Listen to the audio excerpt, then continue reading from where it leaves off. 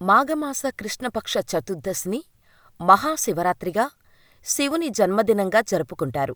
సృష్టికి లయకారకుడు మహేశ్వరుడు. పరమేశ్వరుడు లింగోద్భవం చెందిన రోజునే మహాశివరాత్రి.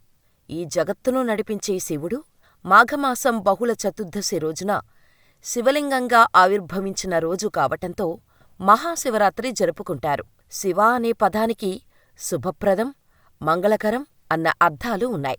శివరాత్రి రోజున ప్రతి ఒక్కరూ ఉపవాసం ఉండటంతో పాటు జాగరణ చేయాల్సిందే. అసలు శివరాత్రికి ఉపవాసం ఎందుకు ఉండి జాగరణ చేస్తారు? దాని వెనకున్న కథేంటి? What's the story?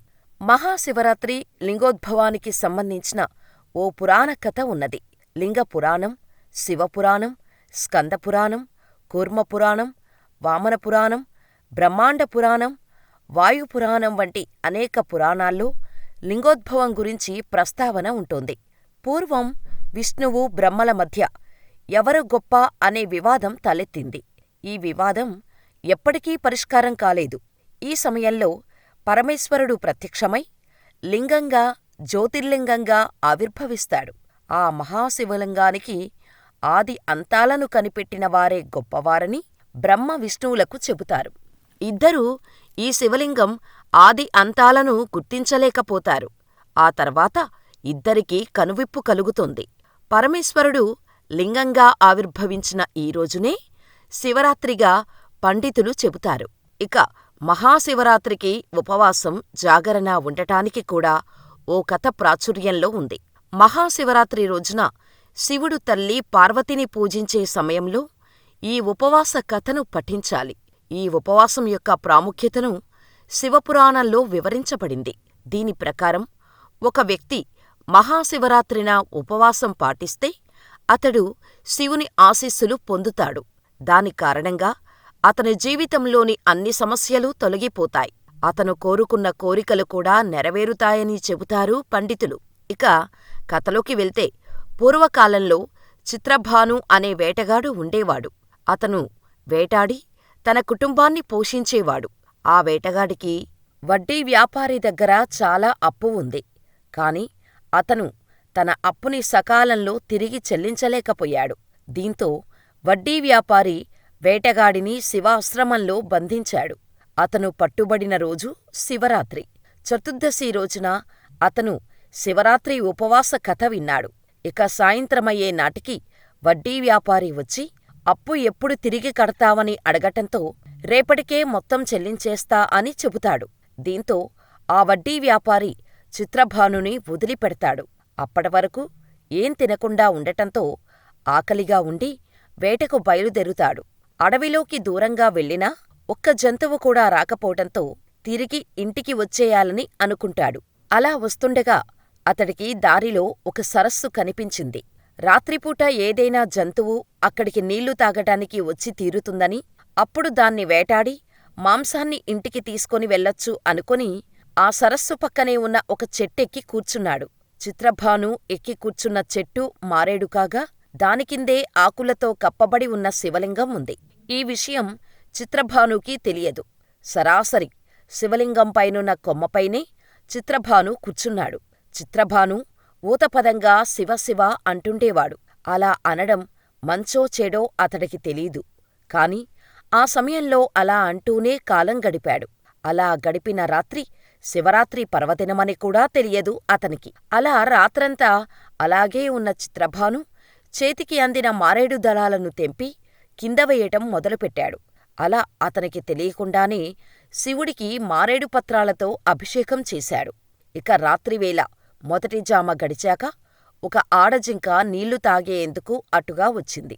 దానిమీదకు బాణాన్ని ఎక్కుపెట్టాడు చిత్రభాను.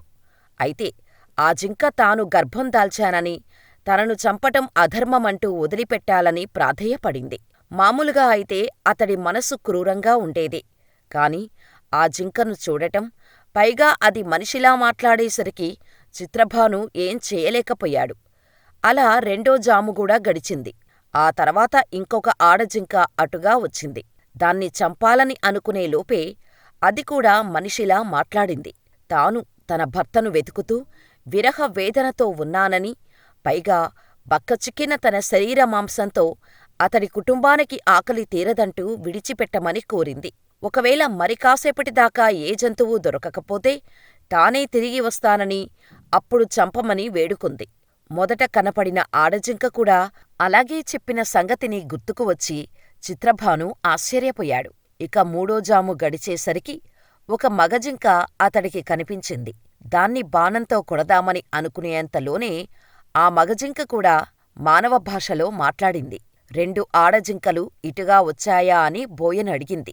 బోయవాడు వచ్చాయనీ, తనకు ఏ జంతువూ దొరకకపోతే ఆహారంగా తామే వస్తామని కూడా తనకు చెప్పినట్టు బోయవాడు మగజింకకు చెప్పాడు.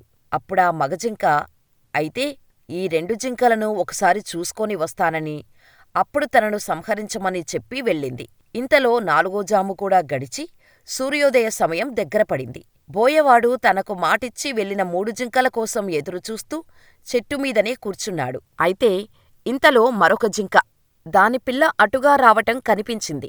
విల్లెక్కుపెట్టిన బోయవాడితో ఆ జింక కూడా తన పిల్లను ఇంటిదగ్గర విడిచిపెట్టి వస్తానని, అప్పటిదాకా ఆగమని చెప్పి వెళ్ళింది.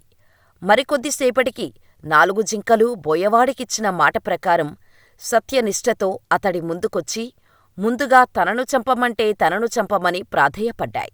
ఆ జింకల సత్ప్రవర్తన బోయవాడిలో పరివర్తనను తీసుకొచ్చింది. ఆ రాత్రంతా అతడు కూర్చున్నదే మారేడు చెట్టు కావటం, అతడు తెలియకుండానే శివశివ అనే ఊతపదంతో శివనామస్మరణ చెయ్యటం, తన చూపునకు అడ్డం వచ్చిన మారేడు దళాలను కోసి కిందపడేయటం చేశాడు బోయవాడు.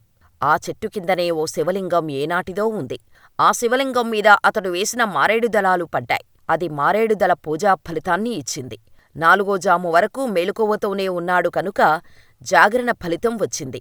క్రూరాత్ముడైనప్పటికీ ఈ పుణ్యకార్యాల వల్ల అతడి మనస్సు నిర్మలమైంది. పైగా జింకల సత్యనిష్ట అతడి మనస్సును పూర్తిగా మార్చింది. శివరాత్రి పర్వదినం అని తెలియకపోయినా అనుకోకుండా ఆ పర్వదినాన చేసిన పుణ్యకార్య ప్రభావంతో అతడిలో మంచి పరివర్తన కలిగింది. అందుకే హింసను విడనాడాడు. ఆ జింకలు కూడా సత్యనిష్టతో ఉండటంతో పరమేశ్వర అనుగ్రహంతో ఆకాశంలో మృగశిర నక్షత్రంగా మారాయి.